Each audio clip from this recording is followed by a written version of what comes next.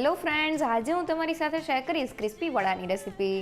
તો આ વડાને આપણે ફ્લાવર, ચણાનો લોટ અને રેગ્યુલર મસાલા સાથે ખાવામાં સોફ્ટ અને બહારથી એકદમ ક્રિસ્પી અને કુરકુરા તૈયાર કરશું. સાથે ગરમા ગરમ વડા ઉપર જ્યારે આપણે તીખી અને મીઠી ચટણી એડ કરીને તેને સર્વ કરશું ત્યારે તે સ્વાદમાં એકદમ જબરજસ્ત લાગશે. તો શિયાળાને લીધે ફક્ત 10 રૂપિયામાં મળતા ફ્લાવર સાથે 10 પ્લેટ તૈયાર થતી વડા ચાટ એકવાર ચોક્કસથી ટ્રાય કરવા જેવી છે. તો ચાલો રેસીપી શરૂ કરીએ. ક્રિસ્પી અને કુરકુરા વડા બનાવવા માટે મેં એક મીડિયમ સાઇઝનું ફ્લાવર લીધેલું છે. તો વડા માટે થોડું તાજું અને ફ્રેશ ફ્લાવરની પસંદગી કરવી. હવે ફ્લાવરને ઊંધું કરી લઈએ અને તેના પાછળના પાનના ભાગને કાઢી લઈએ. અને હવે વડામાં આપણે ફ્લાવરને ખમણીને એડ કરવાનું છે. તો હાથની મદદથી તેના થોડા મોટી સાઇઝના ફૂલને અલગ કરી લઈએ. તો મેં હાથની મદદથી ફ્લાવરને આ રીતના થોડા મોટી સાઇઝના ફૂલમાં કટ કરી લીધેલું છે, જેથી આપણે તેને એકદમ સહેલાઈથી ખમણી શકીએ. અને હવે ફ્લાવરને સાફ કરવા માટે મેં તેને મિક્સિંગ બાઉલમાં લઈ લીધેલું છે. તેમાં થોડું ગરમ પાણી એડ કરી દઈએ. હવે તેમાં 1 પિંચ જેટલું મીઠું અને 1 પિંચ જેટલી હળદર એડ કરીને ફ્લાવરને તેમાં 10 મિનિટ માટે પલાળી દઈએ, જેથી તેમાં રહેલો બધો જ કચરો અને જીવાતનો ભાગ નીકળી જાય. અને હવે 10 મિનિટ પછી મેં ફ્લાવરને ખમણવા માટે લઈ લીધેલું છે. હવે તેને ઘરમાં રહેલી કોઈ પણ જાડી ખમણીથી ખમણી લઈએ. તો વડા માટે આપણે ફ્લાવરને ઝીણી ખમણીથી નથી ખમણવાનું. જો આપણે તેને જાડી ખમણીથી ખમણશું તો ફ્લાવરનો એકદમ સરસ ક્રંચ આપણા વડામાં આવશે. અહીંયા ખમણીની જગ્યાએ તમે વેજીટેબલ ચોપરનો ઉપયોગ પણ કરી શકો છો. તો મેં બધા જ ફ્લાવરને ખમણી લીધેલું છે અને ફ્લાવરનું આ રીતનું દરદરું છીણ તૈયાર થયું છે, જે વડા બનાવવા માટે એકદમ પરફેક્ટ છે. તો હવે તેને માપવા માટે ઘરમાં રહેલી કોઈ પણ એક વાટકીમાં તેને ભરી લઈએ. તો વાટકીના માપથી 2 વાટકી જેટલું ફ્લાવરનું છીણ તૈયાર થયું છે. અને હવે વડામાં એડ કરવાનો સ્પેશિયલ મસાલો બનાવી લઈએ. તો વઘારિયામાં 1 મોટી ચમચી જેટલા સૂકા લીલા ધાણા એડ કરી દઈએ.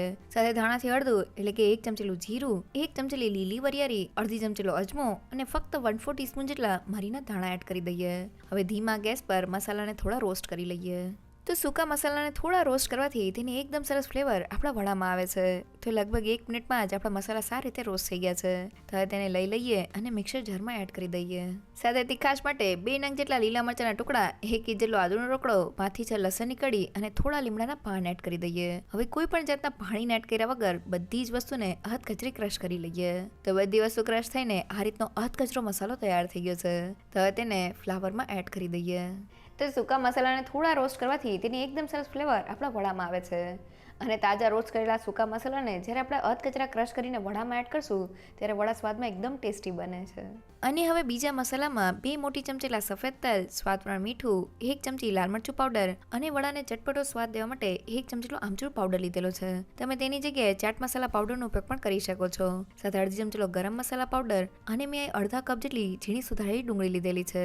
સાથે અડધા કપ જેટલા કોથમીરના પાન એડ કરીને બધી જ વસ્તુને ફ્લાવરમાં એકદમ સારી રીતે મિક્સ કરી લઈએ. તો મસાલાને આ રીતના હાથેથી ચોળીને ફ્લાવરમાં મિક્સ કરવાથી ફ્લાવરમાંથી પાણી રિલીઝ થાય છે. તેનાથી આપણું વડાનું મિક્સર એકદમ સારી રીતે બાઇન્ડ થઈ જાય છે. તો બધા જ મસાલા એકદમ સારી રીતે મિક્સ થઈ ગયા છે. અને હવે વડાને ક્રિસ્પી તૈયાર કરવા માટે મેં 1 વાટકી જેટલા પોહા લીધેલા છે. તો રેગ્યુલર બટેટા પોહા માટે જે પોહા વાપરતા હોય તે જ લીધેલા છે. તેને મિક્સર જારમાં એડ કરી દઈએ અને ગ્રાઇન્ડ કરી લઈએ. તો પોહા ગ્રાઇન્ડ થઈને તેનો આ રીતનો સેજ દરદરો પાવડર તૈયાર થઈ ગયો છે. તો હવે તેને ફ્લાવરના મિક્સરમાં એડ કરી દઈએ અને સારી રીતે મિક્સ કરી લઈએ. તો વડાના મિક્સરમાં થોડો પોહાનો પાવડર એડ કરવાથી તે મિક્સરમાં રહેલા પાણીને એબ્ઝોર્બ કરી લે છે. તેનાથી આપણા વડા એકદમ ક્રિસ્પી અને કુરકુરા તૈયાર થાય છે. અહીંયા તમે પોહા પાવડરની જગ્યાએ થોડો કોર્નફ્લોરનો ઉપયોગ પણ કરી શકો છો. તો પોહાનો પાવડર સારી રીતે મિક્સ થઈ ગયો છે. અને હવે લોટ બાંધવા માટે મેં 1 વાટકી જેટલો ચણાનો લોટ લીધેલો છે. તેને થોડો એડ કરતા જઈને મિક્સરને ભેગું કરી લઈએ. તો મિક્સર સારી રીતે ભેગું થઈને તેનું આ રીતનું લોટ જેવું બંધાઈ ગયું છે. આ રીતનું મિક્સર ભેગું કરવા માટે મારે 1 વાટકી જેટલા ચણાના લોટની જરૂર પડેલી છે. તો વડાના મિક્સરમાં ચણાના લોટને થોડો એડ કરીને આપણે મિક્સરને બાઇન્ડ કરી લેવાનું છે. અહીંયા મિક્સર બાઇન્ડ થાય તેટલો જ આપણે ચણાના લોટનો ઉપયોગ કરવાનો છે. વધુ પડતો ચણાનો લોટ એડ નથી કરવાનો. અહીંયા મેં 2 કપ જેટલા ફ્લાવરના છીણ સાથે 1 કપ જેટલા ચણાના લોટનો ઉપયોગ કરેલો છે. મીન્સ લોટનું માપ ફ્લાવરથી અડધું રાખેલું છે. અહીંયા લોટનું પ્રમાણ ફ્લાવર, ડુંગળી અને કોથમીરમાં રહેલા પાણી ઉપર નક્કી થાય છે. સાથે તૈયાર થયેલા વડાના મિક્સરમાંથી આપણે ફટાફટ વડા તૈયાર કરી લેવાના છે. લોટને જરા પણ રેસ્ટ નથી આપવાનો, નહીં તો પાણી રિલીઝ થવાને લીધે આપણું મિક્સર ઢીલું થઈ જશે. અને હવે વડા બનાવવા માટે મેં હાથને થોડો તેલવાળો કરી લીધેલો છે. થોડું મિક્સર હાથમાં લઈને તેમાંથી રાઉન્ડ શેપનો બોલ બનાવી લઈએ. અને હવે તૈયાર થયેલા બોલને 2 હાથની હથેળી વચ્ચે આ રીતના પ્રેસ કરતા જઈને વડાનો શેપ આપી દઈએ. તો તમે જોઈ શકો છો કે કિનારીથી પતલું અને વચ્ચેથી થોડું જાડું આપણું વડું તૈયાર થયું છે. અહીંયા આપણે વડાને પતલા રાખવાના છે કારણ કે આપણે તેને ક્રિસ્પી તૈયાર કરવા છે. હવે વડાને તળવા માટે મેં તેલને ગરમ કરી લીધેલું છે. ગરમ તેલમાં તૈયાર કરેલા વડાને એડ કરી દઈએ. તો મેં કડાઈમાં સમાય તેટલા વડા એડ કરી દીધેલા છે. શરૂઆતમાં આપણે વડાને પલટાવાની ઉતાવળ નથી કરવાની. તો લગભગ 1 મિનિટ જેવું થઈ ગયું છે. હવે હળવે હાથે વડાને બંને બાજુ ફેરવતા જઈને બહારથી થોડા ગોલ્ડન બ્રાઉન થાય ત્યાં સુધી તળી લઈએ. તો વડાને તળતી વખતે શરૂઆતમાં આપણે ગેસની ફ્લેમ મીડિયમ રાખવાની છે. વધુ પડતી હાઈ કે વધુ પડતી ધીમી નથી રાખવાની. તો લગભગ 3 થી 4 મિનિટ જેવું થઈ ગયું છે અને વડાને જોઈએ તો તે બહારથી આ રીતના થોડા ગોલ્ડન બ્રાઉન થઈ ગયા છે. તો હવે તળાયેલા વડાને ઝારામાં લઈ લઈએ અને હવે વડાને થોડા ઠંડા કરી લઈએ. અને હવે વડાને બીજી વાર તળવા માટે મેં તેલને હાઈ ગેસની ફ્લેમ પર ગરમ કરી લીધેલું છે. ગરમ તેલમાં તળાયેલા વડાને એડ કરી દઈએ અને હવે તેને આ રીતના સતત ફેરવતા જઈને ફક્ત 1 મિનિટ માટે તળી લઈએ.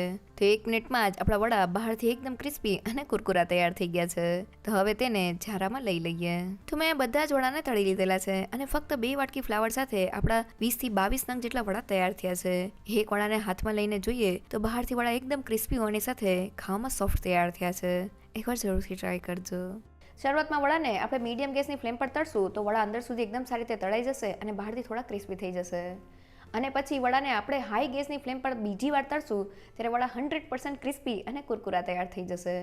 અહીંયા જો તમારે વડાને બીજી વાર ના તળવા હોય તો તમે તેને સ્કીપ પણ કરી શકો છો. તો હવે વડા સાથે ખાવાની મજા આવે તેવી તીખી અને મીઠી ચટણી બનાવી લઈએ. હવે તીખી ચટણી બનાવવા માટે મેં અડધા કપ જેટલા ફ્રેશ કોથમીરના પાન લીધેલા છે. સાથે કોથમીરથી અડધા એટલે કે 1/4 કપ જેટલા ફુદીનાના પાન એડ કરી દઈએ.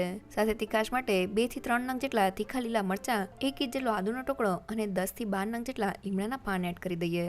સાથે 1 પિંચ જેટલું મીઠું, અડધી ચમચી જેટલો સંચળ પાવડર અને ચટણીને થિકનેસ દેવા માટે 1 મોટી ચમચી દાળિયાની દાળ એડ કરી દઈએ. તમે તેની જગ્યાએ સિંગદાણાનો ઉપયોગ પણ કરી શકો છો.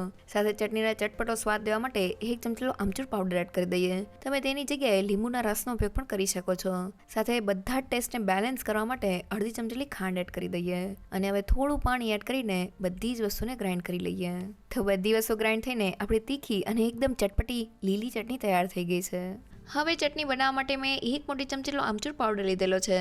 સાથે અડધી ચમચી જેટલો સંચળ પાવડર, અડધી ચમચી જેટલું લાલ મરચું પાવડર, અડધી ચમચી જેટલો શેકેલા જીરાનો પાવડર, અડધી ચમચી જેટલો ચાટ મસાલા પાવડર અને મેં અહીંયા 1/4 કપ એટલે કે 4 મોટી ચમચી જેટલો ગોળ લીધેલો છે. હવે 1 કપ જેટલું પાણી એડ કરીને બધા જ મસાલાને એકદમ સારી રીતે મિક્સ કરી લઈએ. તો મસાલા એકદમ સારી રીતે પાણીમાં મિક્સ થઈ ગયા છે. હવે મેં અહીંયા પેનને ગેસ ઉપર રાખી દીધેલું છે. હવે ગેસની ફ્લેમ લો કરીને ગોળને પાણીમાં એકદમ સારી રીતે ઓગાળી લઈએ. તો 2 મિનિટમાં જ આપણો ગોળ એકદમ સારી રીતે ઓગળી ગયો છે. હવે ચટણીને થિકનેસ આપવા માટે મેં 1 મોટી ચમચી જેટલો તપકીનો લોટ એટલે કે આરારોટ પાવડર લીધેલો છે. તમે તેની જગ્યાએ કોર્નફ્લોરનો ઉપયોગ પણ કરી શકો છો. તેને થોડા પાણીમાં એડ કરીને સારી રીતે મિક્સ કરી લઈએ. તો અહીંયા લોટને આપણે જો ડાયરેક્ટ ઉકળતા પાણીમાં એડ કરશું તો તેના ગાંઠા પડી જશે. તો લોટ એકદમ સારી રીતે મિક્સ થઈ ગયો છે. હવે તેને થોડો એડ કરતા જઈને ચટણીમાં મિક્સ કરી લઈએ. તો મેં બધું જ મિક્સર એડ કરી દીધેલું છે અને તમે જોઈ શકો છો કે 2 મિનિટમાં જ આપણી ચટણી એકદમ સારી રીતે થીક થઈ ગઈ છે. ગેસની ફ્લેમ બંધ કરી દઈએ. તૈયાર થયેલી ચટણીની કન્સિસ્ટન્સી બતાવું તો તે આ રીતના ચમચામાંથી એક ધારમાં પડે તેવી છે. તો એ ચટણીને એક મિક્સિંગ બાઉલમાં કાઢી લઈએ અને તૈયાર થયેલી ચટણીમાં થોડા મગજતરીના બી એડ કરીને તેને સારી રીતે મિક્સ કરી લઈએ. તો આપણી એકદમ ફટાફટ ખાટી મીઠી ચટણી તૈયાર થઈ ગઈ છે. તો ફક્ત 5 જ મિનિટમાં આપણી ઇન્સ્ટન્ટ આમચૂર સાથે મીઠી ચટણી અને કોથમીર મરચાં સાથે તીખી ચટણી બનીને તૈયાર થઈ ગઈ છે. તૈયાર થયેલી ચટણીને તમે કોઈ પણ એરટાઇટ કન્ટેનરમાં ભરીને રેફ્રિજરેટરમાં 15 દિવસ સુધી સ્ટોર કરી શકો છો. તો ચટણી સાથે વડાને સર્વ કરી લઈએ.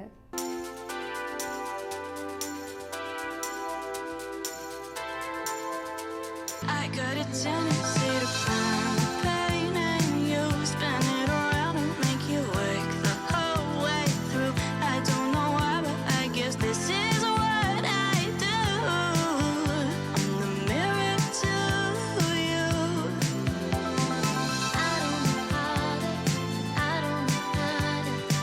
તો સ્વાદમાં એકદમ ટેસ્ટી અને જબરદસ્ત વડા ચાટ બનીને તૈયાર થઈ ગઈ છે.